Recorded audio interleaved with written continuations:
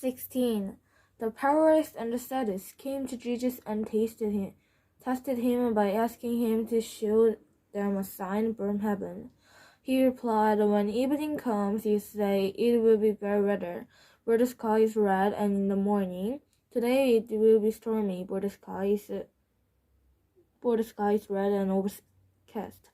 You know how to interpret the appearance of the sky, but you cannot interpret the signs of the time.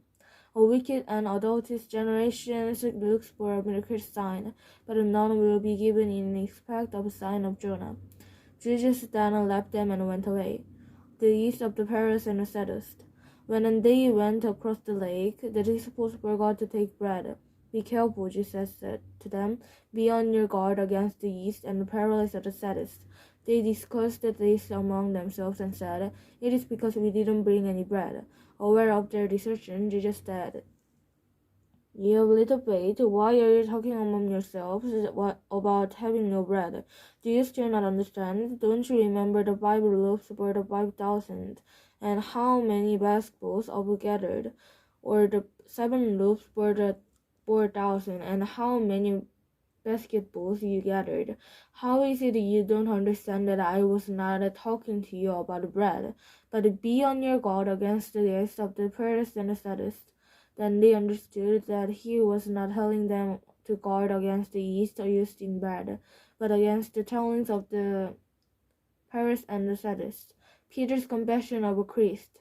When Jesus came to the region of Caesarea Philip, he asked his disciples, "Who do people say the Son of Man is?" They replied, "Some say John and Baptist, others say Elijah, and still others, Jeremiah or one of the prophets."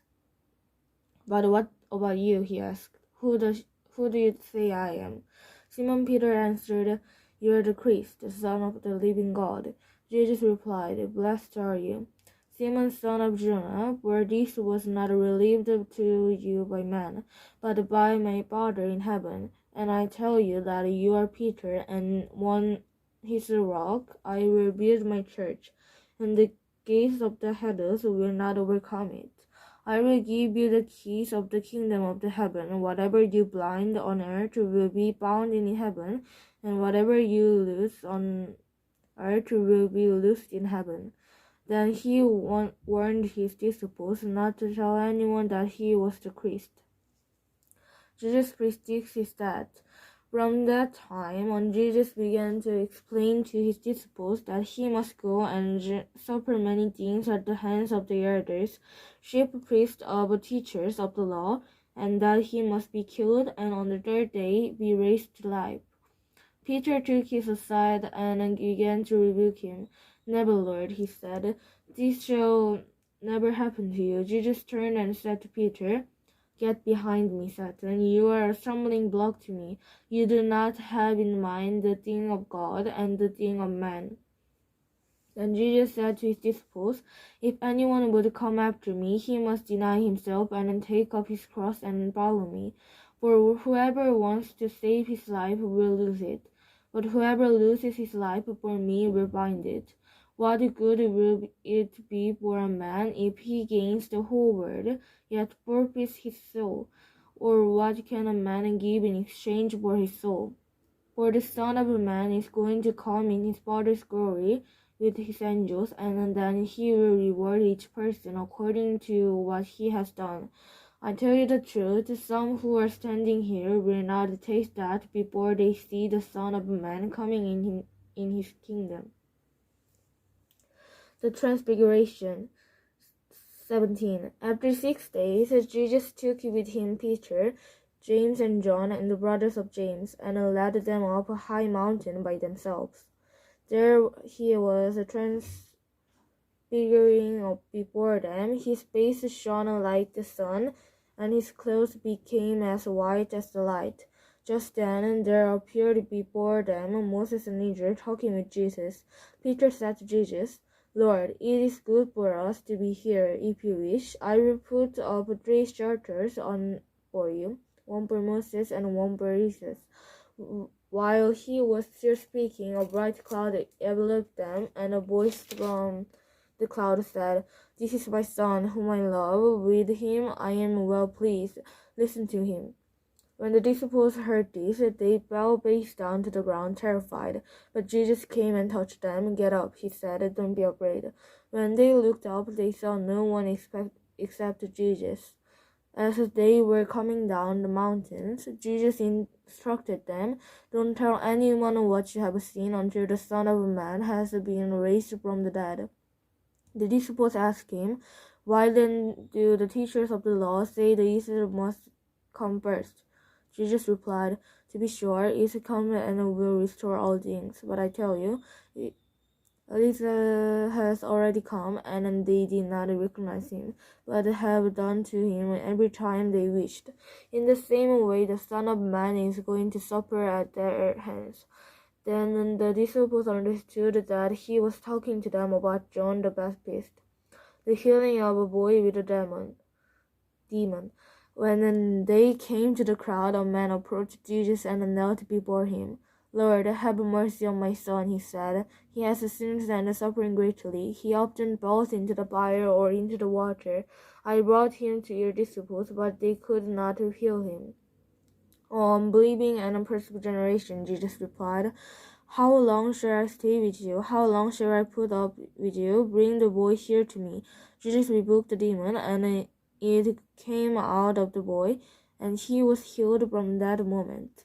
Then the disciple came to Jesus, and Philip asked, "Why couldn't we drive it out?" He replied, "Because you have so little faith. I tell you the truth, if you have a faith as small as a mustard seed, you can say that this mountain, move from here to there, and it will move. Nothing will be impossible for you." When they came together in Galilee, he said to them, "The Son of Man is going to be betrayed into the hands of men. They will kill him, and on the third day he will be raised to life." And the disciples were filled with grief. The Temple of Tax. After Jesus and his disciples arrived in Capernaum, the collectors of the 2 drachma tax came to Peter and asked, "Doesn't your teacher pay for the temple tax?" "Yes, he does," he replied. When Peter came into the house, Jesus was the first to speak. "What do you think, Simon?" he asked. "From whom do the kings of the earth collect duty and taxes? From their own sons or from others?" "From others," Peter answered. "Then the sons are exempt."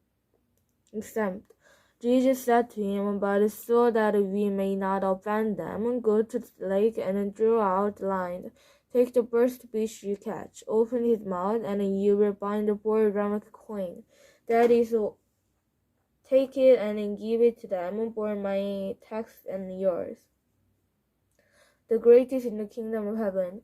18. At that time the disciples came to Jesus and asked, "Who is the greatest in the kingdom of heaven?" He called a little child and had him stand among them. And he said, "I tell you the truth, unless you change to become like little children, you will never enter the kingdom of heaven. Therefore, whoever humbles himself like this child is the greatest in the kingdom of heaven. And whoever welcomes a little child like this in my name welcomes me. But if anyone causes one of these little ones who believe in me to sin, it would be better for him to have a large minister huge around his neck and to be drowned in the depths of the sea." Who to the world because of the things that cause people to sin. Such things must come, but who is the man through whom they came? If your hand or your foot causes you to sin, cut it off and throw it away. It is better for you to enter life maimed or crippled than to have 2 hands or 2 feet and be thrown into entire fire. And if your eye causes you to sin, gouge it out and throw it away. It is better for you to enter life with 1 eye than to have 2 eyes and be thrown into the fire of hell.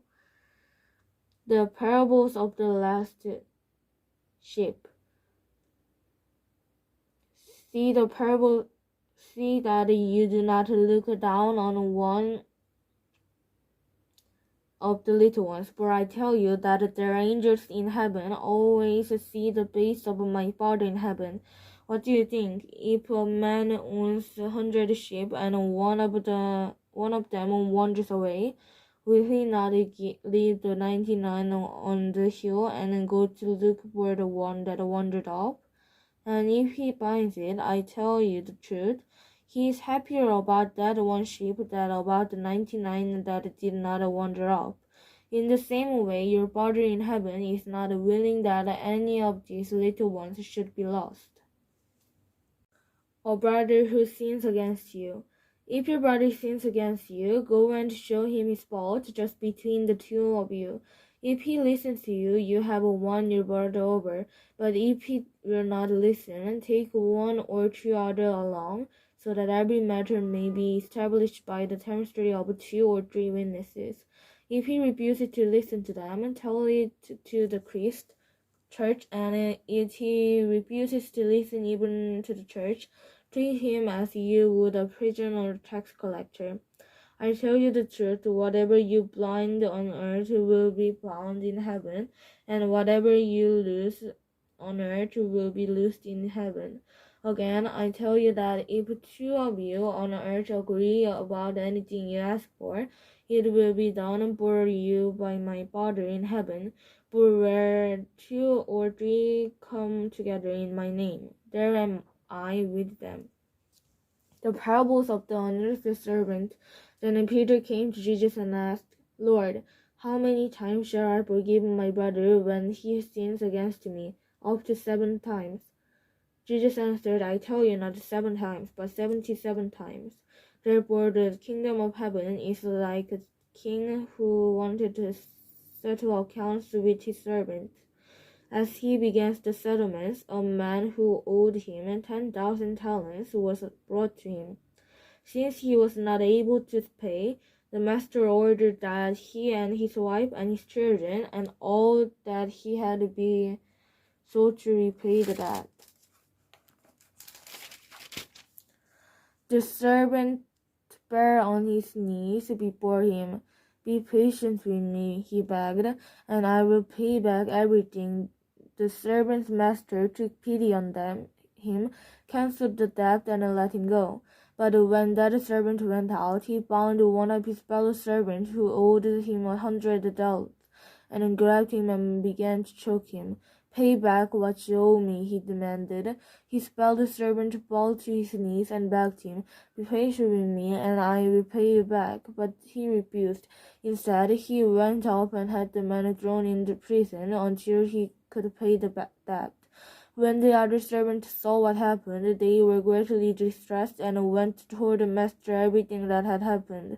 Then the master called the servant in. You wicked servant, he said, I cancelled all the debt of yours because you begged me to. Shouldn't you have had mercy on your fellow servant just as I had on you?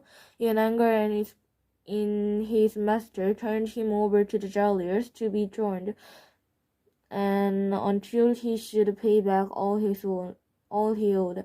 This is how my heavenly Father will treat each of you unless you forgive your brother from your heart.